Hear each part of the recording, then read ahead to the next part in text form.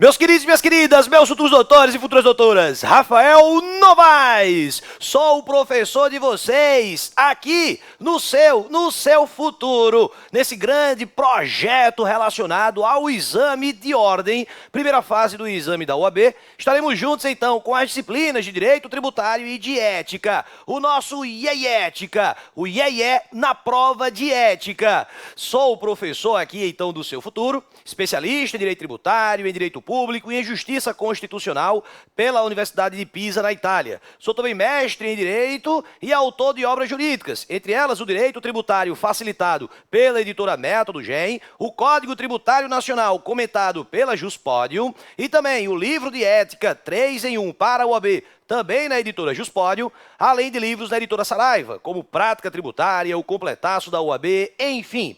Sou também assessor de magistrado do Tribunal de Justiça do Estado de Pernambuco, o meu estado de origem, e fui então com muita honra chamado pelo querido professor Cristiano Sobral para estar então passando para vocês as dicas quentes, a nossa maratona aqui da prova para a OAB, primeira fase, na disciplina de Ética, o nosso IEÉtica. Esse IEÉtica é simplesmente uma forma lúdica para que você não possa cair nos IEIés, nas pegadinhas do malandro na hora da sua prova. E por isso que eu fiz esse material exatamente estruturado, com temas quentes, nessa nossa maratona que agora, então, se inicia. Também deixo claro, desde o início, que esse grande projeto do seu futuro na UAB, ele, claro, evidentemente, vai levar em consideração a possibilidade de você assistir aulas online, offline, os cronogramas, 30 dias, 60 dias da preparação, mapas mentais, é você conciliar a teoria, mas também a prática e entender como aqueles temas podem ser cobrados na hora da sua prova. Essa fantástica equipe tem como objetivo maior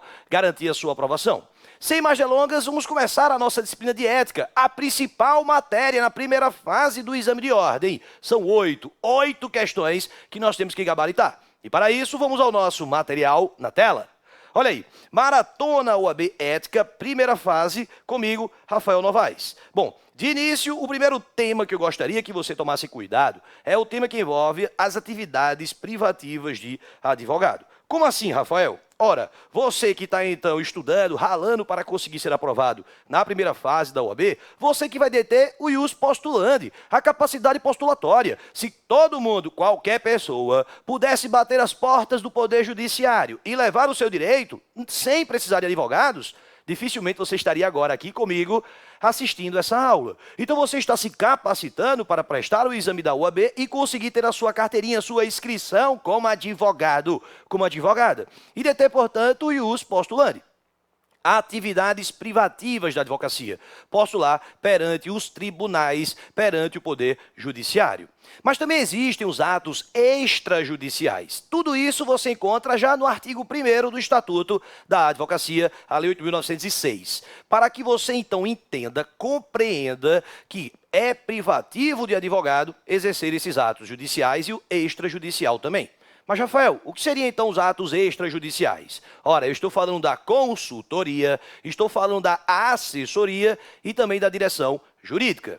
Cuidado, o regulamento ainda vai falar de gerência jurídica, também privativo de advogado, e, portanto, equivale à ideia da direção. Eu vou explicar melhor. Consultoria e assessoria, meus queridos, privativos de advogado. Isso é fato. Você tem que ter a inscrição como advogado para prestar uma consultoria ou uma assessoria jurídica. Eu tenho certeza absoluta que você, ainda que não tenha a sua inscrição como advogado, está estudando para a prova da OAB, já deve ter feito alguma consultoria ou alguma assessoria. Rafael, já fiz, Rafael. Fiz sim, para a família, Rafael. E o pior, não recebesse nada. Pois é, acontece, não é? Porém, é para você entender, caramba, que é privativo sim do advogado. Portanto, você não pode estar prestando assessoria ou consultoria, pelo menos por enquanto. Mas também entender o cargo de direção e gerência jurídica. Para te explicar melhor, imaginemos então uma empresa. Essa empresa, tendo um departamento jurídico, as pessoas que trabalham no departamento jurídico não precisam necessariamente serem advogados. Podem ser, então, técnicos, podem ser analistas, podem ser até mesmo estagiários. Porém, quem vai comandar o cabeção, a cabeçona, que vai tomar conta daquela direção, tem que ser advogado. tem que ser advogada. Do mesmo modo também, se o nome for gerente. Então, diretor ou gerente de departamento jurídico tem que ser advogado, é atividade privativa. Mas você também vai lembrar de que você lembra que os atos judiciais, bater as portas do Poder Judiciário é privativo do advogado. Ok. Mas existem exceções, caramba, ius postulandi, situações em que poderia qualquer pessoa bater as portas do judiciário sem a participação de advogados.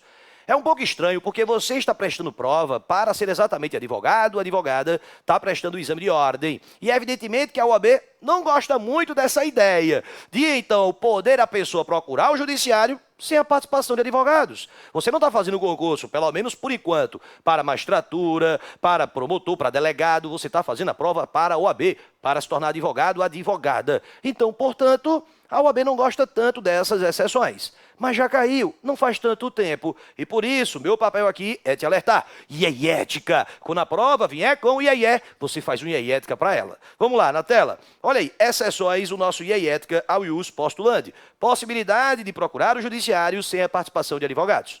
O que caiu no último exame de ordem, a última vez que esse tema caiu, foi exatamente aqui, ó. Impetração de habeas corpus em qualquer instância ou tribunal, o próprio estatuto acaba estabelecendo essa situação. É para que você lembre que habeas corpus é um remédio constitucional que garante a liberdade de locomoção, o nosso bem mais precioso, o seu direito de ir, o seu direito de vir. E, portanto, meus queridos, qualquer pessoa pode utilizar dessa peça. Rafael, quem não é advogado? Isso. Rafael, quem é apenas bacharel em direito? Exatamente. Rafael, quem é médico, engenheiro, quem não tem formação superior? Todo mundo pode, já que estaria então garantindo esse maior bem que nós temos, a liberdade. Quando então a liberdade for tolhida, ou estiver na iminência de ser tolhida, habeas corpus preventivo ou repressivo, tentando prestigiar o artigo 5º da Constituição, o artigo mais importante, que diz lá no inciso 15, que em tempo de paz pode todo mundo permanecer no território nacional ou dele sair com seus bens. Então qualquer pessoa pode usar. Eu estou dizendo que advogado não pode usar? Não, não é isso que eu estou falando. Advogado pode se valer desse remédio constitucional do habeas corpus? Pode. Inclusive, a maioria esmagadora é exatamente através de advogados. Porém, temos outras exceções também. Juizados especiais. O artigo 9º da Lei 9.099/95 diz que até 20 salários mínimos não precisa contratar advogado. E se for no âmbito federal, Rafael, juizado civil e criminal, no âmbito federal, até 60 salários mínimos não precisa contratar advogado. Deixa eu explicar melhor. Juizados especiais, a intenção deles é tentar descomplicar, desburocratizar o acesso ao poder judiciário. Briga de vizinho, briga de galinha, coisa pequena. Meu amigo, ter que contratar um advogado talvez fosse um estímulo para que as pessoas não procurassem seus direitos. Então, por isso, causas de pequena complexidade não precisaria contratar advogado. 20 salários mínimos em juizado criminal, o âmbito estadual e âmbito federal, até 60 salários mínimos não precisa. Mais uma vez, vale o alerta. Não estou afirmando que o advogado não pode. Ele pode, porém, não seria necessário contratar advogado. A parte vai, então, até esse juizado, narra os fatos, o funcionário vai lavrar um termo e aquilo ali vai virar a petição inicial.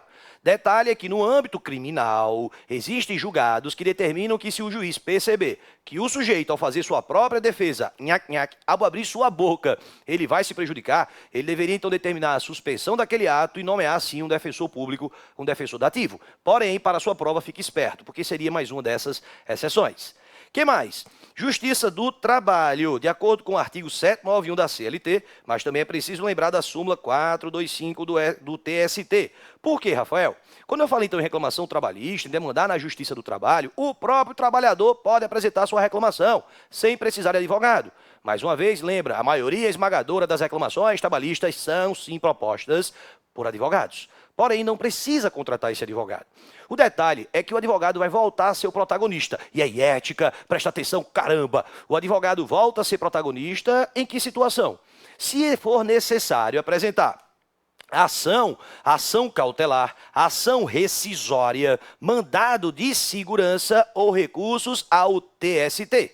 Vou repetir. Ação cautelar, ação rescisória, mandado de segurança ou recursos ao TST. Volta a ser necessário o advogado. Talvez a prova faça essa pegadinha contigo. Começa uma historinha falando que o próprio trabalhador apresentou sua reclamação trabalhista. E em seguida foi necessário recorrer ao TST. Pode ele fazer isso sozinho? Não, caramba! Precisa contratar advogado. Ou mesmo imagine uma ação rescisória trabalhista. A sentença já transitou em julgado e perceberam depois algum tipo de falha, algum tipo de consistência, de ilicitude. Tem que rescindir aquela ação. Então como é que faz? Advogado também. Então fique esperto. O que mais? Juiz de paz. Juiz de paz. Rafael, mas o que é que o juiz de paz faz? Ora, ele declara guerra. Como é, Rafael? Ele celebra casamentos. Misericórdia! Brincadeiras à parte. Para casar, você não precisa contratar advogado. Imaginemos, então, que as pessoas tivessem que contratar advogado para casar. Ninguém ia casar, Rafael. Pois é. E o que mais? A ação de alimentos, nos termos do artigo 2º da Lei 5.478, de 1968. Propor ação de alimentos também não precisaria contratar advogado, já que o sujeito não tem condições nem de se alimentar. Quanto mais, ele conseguir, então, contratar advogado. Eu sei, você também sabe, que a maioria esmagadora dessas causas de alimentos, prestadas então aqui não tem condições de contratar advogado, são feitas pela Defensoria Pública. Porém, fique esperto, essas seriam as exceções e você bate no peito para a regra geral, que é exatamente a capacidade postulatória. O que mais eu reservei para vocês nesse nosso maratona aqui é super intensivo naqueles temas mais quentes para a sua prova. Vamos então ao próximo tema. Direito dos advogados. Acredita no que eu vou te falar. Esses artigos, meus queridos, pelo amor de Deus, presta atenção, caramba. Você vai ter que ler pelo menos 10 vezes. Rafael, por quê? A maior quantidade de questões, historicamente falando, na própria Fundação Getúlio Vargas, ou até antes, quando era CESP, a FGV ou até a época CESP, a maior quantidade de questões de ética vem exatamente dos direitos do advogado. É aquele momento em que você bate no peito e diz: eu tenho muitos direitos, eu sou advogado, eu sou advogada. Pois é, gente, por isso que a OAB vai prestigiar esses direitos, porque você coloca o advogado como protagonista daquela história. O primeiro dos direitos, você vai perceber lá no Estatuto, e eu só vou ler verdades, sabe qual é? A ausência de hierarquia. O artigo 6º do Estatuto diz isso. Não existe hierarquia entre juiz, promotor, procurador, delegado de polícia, servidores públicos, devendo todos tratar-se com respeito e consideração. Rafael, quer dizer então que o juiz não manda no advogado? Manda não. Rafael, eu pensei que era diferente. Gente, deixa fora da sala o que acontece na prática. Na prática a gente sabe que a coisa é bem diferente, não é? Na prática o advogado muitas vezes fica se morrendo de medo do juiz. Mas não é bem assim. Digo isso com minha atividade de assessor. Muitas vezes eu estou lá no gabinete e escuto o advogado chateado lá na secretaria. E ele começa a reclamar: não é possível, esse documento estava nos autos, não foi visto isso. A colega da secretaria me chama: Rafael, vem cá. Olha, ele quer falar com você. E eu digo: doutor, pois não. Não, porque veja que absurdo, essa decisão estava aqui nos autos. Doutor, o juiz está aí, quer falar com ele? Quero falar com ele sim. Venha comigo, me acompanhe. Excelência, olha aí, o advogado quer falar com você. O advogado entra chateado, vai falar com o juiz. Quando ele abre a porta do gabinete do juiz, que olha para o juiz: Excelência, como é que você está, Excelência? Está tudo bem? Não, Excelência, nada demais, foi só um errinho. Deve ter sido o assessor. Aí eu fico como? Eu fico arretado. Gente, nós sabemos que na prática a coisa é bem diferente. Mas você, sendo profissional, sendo advogado, você poderia sim questioná-lo. Você poderia, por que não? Não é hierarquia. Excelência, está aqui, olha, houve um erro claro, nítido, que Vossa Excelência não percebeu na sua decisão. Eu espero, no mínimo, que Vossa Excelência refaça esse tipo de coisa. Eu não preciso ensinar a Vossa Excelência como deve ser feito o julgamento correto. Então você ainda poderia falar isso para o juiz. Rafael, e quem é doido? Que se eu falar um negócio desse... E foi assim que o processo passou 10 anos para ser julgado. Brincadeiras à parte, meus queridos, o que eu quero que você entenda é que a prova vai querer trazer alguma exceção. Afirmando então que advogado não é submetido hierarquicamente ao juiz, a não ser na condução de uma audiência em que o juiz preside, poderia determinar que o advogado se cale. Meu amigo, para estatuto não há hierarquia. Caramba, não esqueça disso não. E dentre o grande hall de direitos dos advogados, esse aqui cai que só, e é ética nele, você vai perceber que é um hall meramente exemplificativo de direitos. Meu amigo, existem muitos direitos. E aqui eu vou pensar alguns de maneira bem rápida, porque aqui é maratona, não lembro, não esquece, é maratona. Direitos, rapidinho aqui para você. Advogado pode, então, acompanhar seu cliente em investigações, tipo inquéritos policiais, pode. Apresentar razões e quesitos, pode. Ele pode tirar cópias de processos que já estão arquivados, pode. Inclusive, ele pode até tirar esses processos arquivados por 10 dias. Rafael, e se for processo em andamento? Aí é pelo prazo legal. Existe um processo para penal, um prazo para tributário, um prazo para trabalho. Vai retirar pelos prazos legais. Rafael, ele pode, então, tirar fotocópias, tirar foto, fotografia, xerox, pode. A não ser que... Misericórdia. Como assim, Rafael? A não ser o quê? Se tiver sobre sigilo, sobre segredo de justiça. Porque aí, meus queridos, vai ter que apresentar uma procuração da própria parte do próprio investigado. Cuidado com isso, tá? Rafael, também não pode tirar processos em quais outras situações? Veja, se tiver algum documento no processo de difícil perecimento, o documento vai se perder, ou é muito valioso, ou mesmo se a parte... Melhor, se o advogado retirar o processo e só devolver depois de ter sido intimado. Rafael, como assim? Veja, imagine então que você fez carga de um processo e colocou no seu carro, no banco de trás do seu carro. Isso acontece muito com a mulherada, viu? O que eu vou falar. Meninas, um beijo pra vocês, é só uma brincadeira. Fico com raiva de mim, não. Olha, a mulherada então pegou o processo, colocou no banco de trás do carro e depois o que é que ela faz? O sapato que ela tem que trocar na loja. Ela faz o quê? Vou deixar no carro. Banco de trás do carro. O terninho que ela vai levar para lavar, lá na lavanderia, ela faz o quê? Vou deixar no carro, banco de trás do carro. De mulher para mulher, Marisa. Pegou a revistinha da Marisa. Eita, eu tenho que olhar depois. Banco de trás do carro. A revistinha da Jequiti. Banco de trás do carro. Parou no McDonald's, comeu o sanduíche, ficou aquele papelão, ela... Depois eu jogo fora. Banco de trás do carro. Misericórdia. Ficou uma porrada de coisas em cima do processo e ela esqueceu. Passou o prazo e muito. E aí ela então resolve levar o carro dela para lavar. Venhamos e convenhamos, nós sabemos disso. Mulheres só lavam carro cerca de 2 a 3 vezes por ano. Misericórdia, Rafael, você é muito preconceituoso. Gente, eu estou brincando, pelo amor de Deus. Mas faça uma reflexão. Pois é. Veja, ela então resolveu levar o carro dela para o lava-jato. O que é que ela vai fazer? Vou tirar minhas coisinhas do carro. Começa a tirar as coisas, sai uma catita, um ratinho. Ela vai tirando as coisas e lá ela vê. 6 meses depois, aquele processo que ela fez carga e não devolveu. Gelou até o espinhaço. Aí ela fica, e agora? Vou devolver. Ela devolveu o processo. Ela vai poder tirar esse processo de novo? Vai. Rafael, você disse que não. Vai sim. Percebo que nessa historinha... Eu até fiquei brincando com a mulherada, porque a prova vai fazer isso, caramba. Percebo que nesse caso, ela voluntariamente devolveu o processo. Então ela pode sim retirá-los. Quando é que não vai poder retirar? Se ela tivesse sido intimada para devolver e ela pensasse, esse processo está comigo, vou procurar. Eita, estava comigo, realmente me intimaram e agora eu vou devolver. Ela não vai mais poder tirar aquele processo até ser finalizado, aquele processo. Então, cuidado com esse tipo de pegadinha, gente, que isso costuma cair muito. Rafael, ainda direito do advogado. Olha, investigações, como eu falei. Inquéritos, você pode chegar na delegacia e pedir para ter acesso ao inquérito? Pode. Agora, se a diligência estiver em andamento e puder ser prejudicada, pode a autoridade policial, então, limitar esse acesso?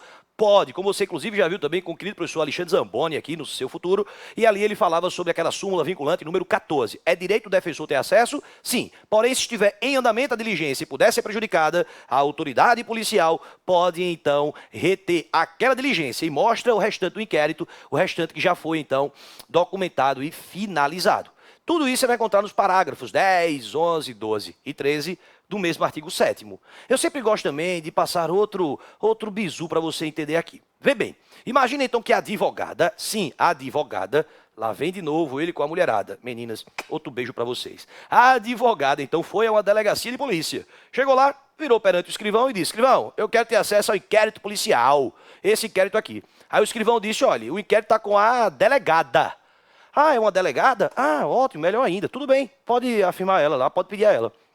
O escrivão vai lá dentro, fala com a delegada sai. Quando a delegada olha para você e você olha para ela, amiúda logo o olho, né? Porque é uma inimiga. Inimiga? Sim. Você roubou o boy dela na época da faculdade. Ela não gosta muito de você. E agora? Aí ela vira para você e faz, fulana, tudo bom, fulana? Aí você, tudo bom. Fulana, você quer o inquérito? Eu quero ver o inquérito. Aí ela diz, tá certo, você é advogada? Sou advogada. Aí ela, para crescer, vai dizer, eu sou delegada de polícia. Aí você, para matar ela na unha, vai virar para ela e vai dizer, tô vendo, tu tá fortinha. Meu amigo chamou a mulher de fortinha, é a morte. Enfim, ela foi lá dentro da delegada e fez o quê? Sabendo que era você, com raiva de você, pegou todos os documentos, até aqueles que já foram finalizados. Tirou tudo e entregou praticamente a capa e a contracapa para você. Pode isso, pode, abuso de autoridade, parágrafo 12 do artigo 7º. Você, então, pode requerer ao juiz, que o juiz mande que ela exiba esses documentos. Isso não pode ser feito. Então, cuidado. Outro também tema, quase eu esqueço. Meu amigo, só direito do advogado dá muita questão. Ó, outro tema muito bom. Prisão do advogado. Primeiro, advogado não é para ser preso antes de sentença transitada em julgado. Não é não. Presume, então, a inocência dele, anda do lado dele, a presunção de inocência. Não é para ele ser preso, não. Rafael, se já transitou em julgado, ele vai ser preso? Aí vai. Vai ser preso aonde? Regime normal, comum, dividido por idade, dividido por sexualidade, dividido exatamente por a questão de escolaridade. Mas aí é prisão, regime comum, direito processual penal. Agora, antes de transitar em julgado, não é para ele ser preso. Mas caso venha a ser preso, se for o caso, tipo um flagrante, uma coisa muito absurda, ele pode ser preso em 2 locais. Primeiro, sala de Estado-Maior. Se não tiver sala de Estado-Maior, prisão domiciliar. Lembrando que antigamente quem definia sala de Estado-Maior era a própria OAB. A OAB colocava, sala de Estado-Maior tem que ter frigobar com Heineken, Stella Artois. Tem que ter Ice, tem que ter televisão com Netflix, tem que ter ar-condicionado. Meu amigo, não é mais. A ADIM 1127, dígito 8, retirou essa ideia de que tem que ser reconhecida pela OAB. Sala de Estado-Maior hoje é reconhecido pela própria administração pública. Exemplo, sala em quartéis generais ou mesmo em Polícia Federal. Então, se for o caso, não é para advogado ser preso antes de trânsito de julgado, não é. Mas se for o caso, sala de Estado-Maior, sem boquinha. E segundo caso, se não tiver, prisão domiciliar. Mas a questão é, a OAB vai participar no momento da prisão do advogado? Escute bem, apure os ouvidos porque eu vou falar. Você, de todo esse Brasilzão que está agora acompanhando essa aula, por favor, repete comigo a seguinte frase. A OAB sempre participa, tá bom? Você vai repetir comigo, a OAB sempre participa. Professor, eu não vou repetir não, professor. 39 pontos para você na prova da OAB. Porque você não repetiu, porque você não falou. E eu quero a prova. Como é que é a prova? Eu quero que você vá lá no meu Instagram, o @professor Novaes, é Novaes com I, @professor Novaes, e mande para mim lá no direct. E aí, ética? Se você não mandar o ética, 39 pontos. Meu amigo, é para ter vibração, pulsação. Você vai dizer para mim, a OAB sempre participa. Aliás, quando você mandar esse direct lá no meu Instagram, mande seu nome e o nome da sua cidade. Quem sabe aqui no próxima gravação ou no próximo ao vivo, no seu futuro, eu então não venha falar seu nome. Vê que legal seria você falando ali, ia ser bacana demais. Veja, então escuta bem o que eu vou te falar. A OAB sempre participa. Repete comigo. 3, 2, 1. A OAB sempre participa. A OAB sempre participa. Eu vi, viu? Eu vi que você não falou. Você mesmo. Eu tô vendo que você não falou. Eu percebi daqui, viu? Fale, senão o bicho vai pegar pro seu lado. Viu? Cuidado, gente, muito cuidado. Se você não falar, o pombo vai na sua cabeça. Hoje ainda. Preste atenção. A OAB sempre participa. A OAB sempre participa. Rafael, o que é que você quer falar com isso? Gente, pegadinha de prova. Meu amigo, advogado foi preso em razão do exercício. A OAB vai participar? Vai. Ela vai ter que mandar um representante para verificar se os direitos do advogado foram então respeitados.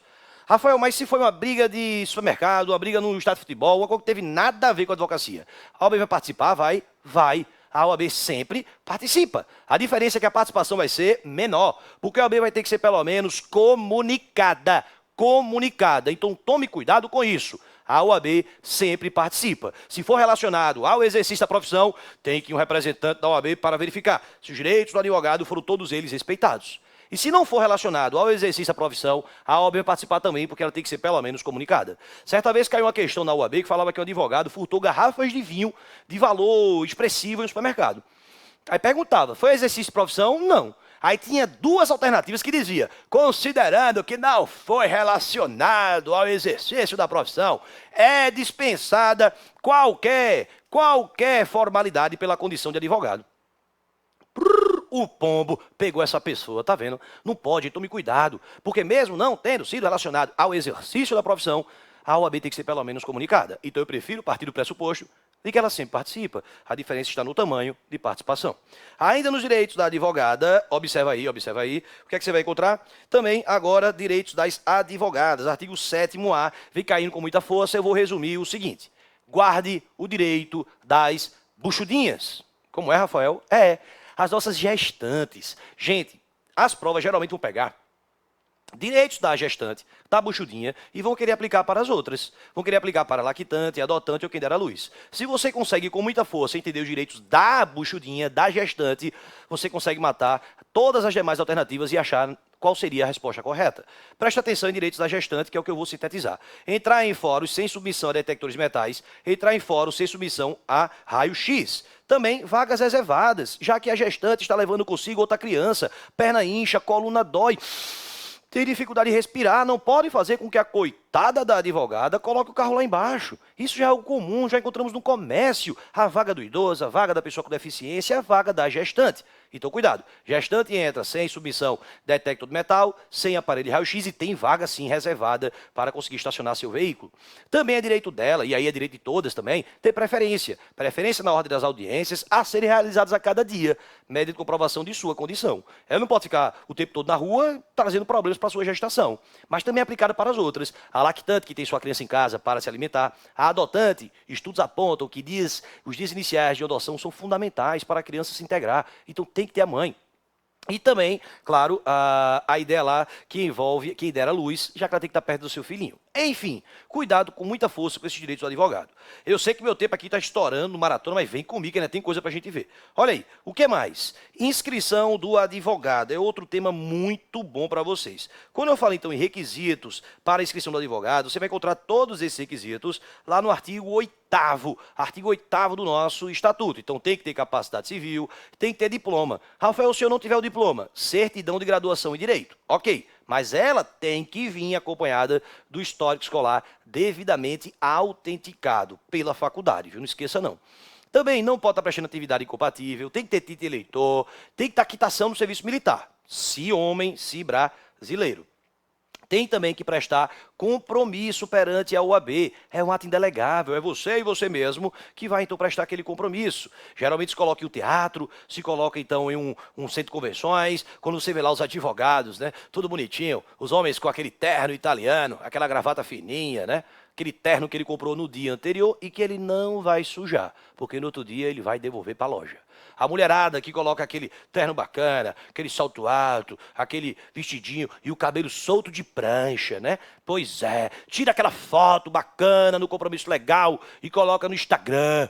Chupa, sociedade, eu sou advogado, eu sou advogada. Eu vou ganhar R$ 1.500 por mês. Misericórdia, se valoriza a criatura. Não aceita isso, não. Enfim, você tem que prestar compromisso legal. Não pode passar uma procuração para seu pai, sua mãe, seu tio, sua tia, seu primo, sua prima, seu irmão, sua irmã, seu vizinho, sua vizinha, seu marido, sua esposa. Não pode. É você e você mesmo. Aquele momento que você vai brilhar. E também, gente, tem que provar que você não tem, que você não é inidôneo, que você é idôneo, né? Na verdade, o pressuposto é que você já é pessoa idônea para exercer a advocacia. Mas quais são os tipos de inscrição? Olha aí, você vai encontrar a inscrição principal, que você vai fazer no domicílio profissional. Você pode querer morar, como já caiu em questão, morar no Rio de Janeiro, mas advogar em São Paulo. Sua inscrição principal será, portanto, em São Paulo. E, Rafael, com a inscrição principal, eu posso advogar em todo o território nacional? Pode. Agora, em outros conselhos, vai ter limitação. 5 causas por ano. Ou seja, se você fez sua inscrição em São Paulo, você pode advogar aqui no Pernambuco 5 causas por ano. Rafael, virou o ano, as causas não acabaram, mais 5. Rafael, virou o ano, as causas não acabaram ainda, já tem 10 causas, mais 5. Rafael, e se for em outro estado? 5 também, mesma coisa. Agora, isso é válido para atos judiciais. Porque se for atos extrajudiciais, assessoria, consultoria e direção jurídica, aí você pode advogar, meu amigo, em todo o Brasil, só com a principal. Ô, Rafael, mas se por acaso eu precisar advogar 6, 7, 8 causas no mesmo ano, passadas as 5 causas, sem problema. Inscrição suplementar naquele conselho, nova anuidade, novo número da OAB. Misericórdia, paga nova anuidade, deseja caramba, deseja pagar pelo menos mais 3 ou 4 inscrições suplementares, porque significa que a sua advocacia ganhou capilaridade. E também por transferência, quando você resolve mudar o seu domicílio, você quer mudar para outro conselho, então você pede a transferência da sua OAB. Bom, também para a gente então entender aqui um pouco mais sobre essa ideia da inscrição, existem as hipóteses de cancelamento e as hipóteses de licença. Gente, esse tema também é uma das minhas apostas para a sua prova. Preste atenção. Quando é que nós vamos ter o cancelamento da OAB? Quando ele assim o requerer. Ele precisa justificar? Não. Por quê? Porque no cancelamento acabou o vínculo dele, encerrou o vínculo com a OAB. Então ele vai lá e pede. Ou então quando ele foi excluído da OAB, ou seja, uma sanção disciplinar colocou ele para fora. Quando ele morrer, claro, não vai precisar mais dessa OAB, pelo menos aqui nesse plano, né? Passar a exercer em caráter definitivo a atividade incompatível com a advocacia. É o meu caso. Meu caso, por exemplo, eu sou assessor de magistrado no Tribunal de Justiça, analista judiciário. Me tornei incompatível ao exercício da advocacia. Não posso advogar nem mesmo em causa própria. Como também perder qualquer dos requisitos necessários para a inscrição, requisitos esses que estão no artigo 8º. Então são as hipóteses de cancelamento. Acabou seu vínculo com a OAB. E as hipóteses de licença? Você continua com seu vínculo, porém, você não vai advogar durante aquele período. Primeira situação, assim o requerer, por motivo justificado. Rafael, por que eu tenho que justificar? Ora, porque você permanece tendo seu vínculo com a ordem. Exemplo, fazer um mestrado, um doutorado, cuidar de alguém da sua família que está doente. Rafael, se eu pegar uma licença para prestar concurso público, isso é motivo justificado? Não. O que mais? Passar a exercer em caráter apenas temporário, atividade incompatível. Rafael, como assim? Governadores, prefeitos, presidentes são incompatíveis apenas durante aquele tempo de eleição que eles estão lá exercendo aquele cargo. Então, só licença. E também passar a exercer ali, passar a sofrer, perdão, o advogado, doença mental considerada curável. Eu lhe pergunto, você acha que tem advogado no Brasil que tem doença mental curável? Rafael, não só advogado, mas estudante da UAB também. Brincadeiras à parte, gente. Caiu recentemente uma questão sobre isso, falando que o advogado estava em tratamento para doença mental curável. Aí a pegadinha que eles colocavam, suspensão e licença. Aí muita gente pensou, suspensão da UAB. Suspensão, gente, é punição. Então, cuidado, tá bom? Vai ser um caso, então, de licença do advogado. Bom, o que mais eu gostaria aqui de falar com vocês ainda para a gente fechar esse nosso maratona? Sociedade de advogados. Gente, presta muita atenção.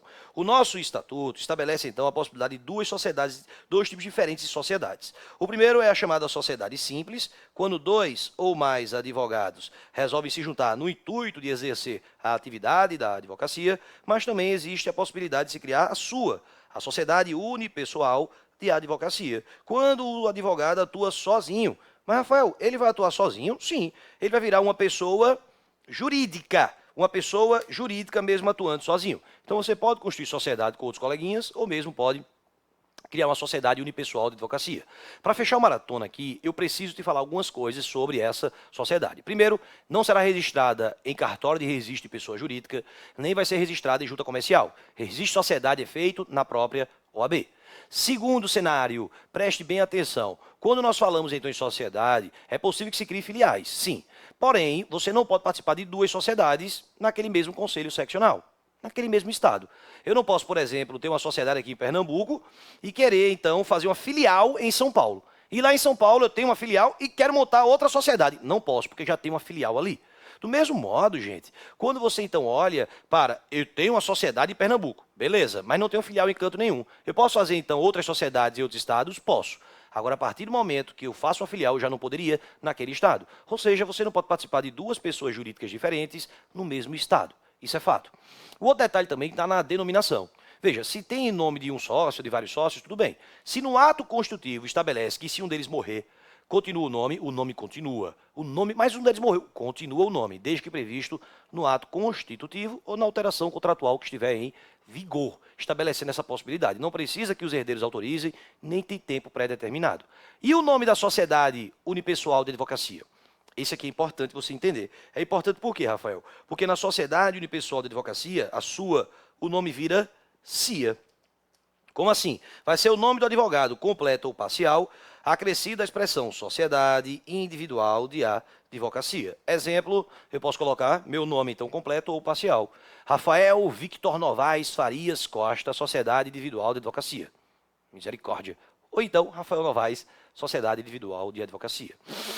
Meus queridos, existe uma gama de temas e assuntos de ética que você tem que ficar esperto e levar para a sua prova. É por isso que aqui o Seu Futuro preparou um material verticalizado, dicas quentes. Eu fiz um materialzinho para vocês bem bacana aí, tanto em ética como também em direito tributário, para que você possa então entender, além dessas, outras dicas, outros temas extremamente relevantes. Lembrando mais uma vez que nós temos aí no calendário, né? Temos aí um mapas mentais, calendário verticalizado. Você pode assistir as aulas online, offline, em qualquer lugar, onde quer que você esteja. Você vai estar com toda essa equipe maravilhosa do Seu Futuro.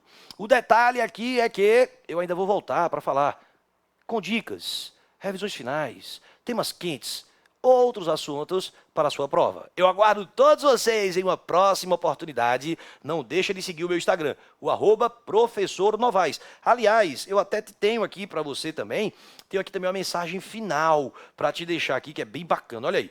Transforme as pedras que você tropeça nas pedras de sua escada. Olha aí, minhas redes sociais, em especial o meu Instagram, em que você vai ter dicas, vai ter humor, vai ter também sorteio de livros, enfim, e ainda pode tirar suas dúvidas diretamente comigo. Eu aguardo vocês, até uma próxima. Tchau, tchau.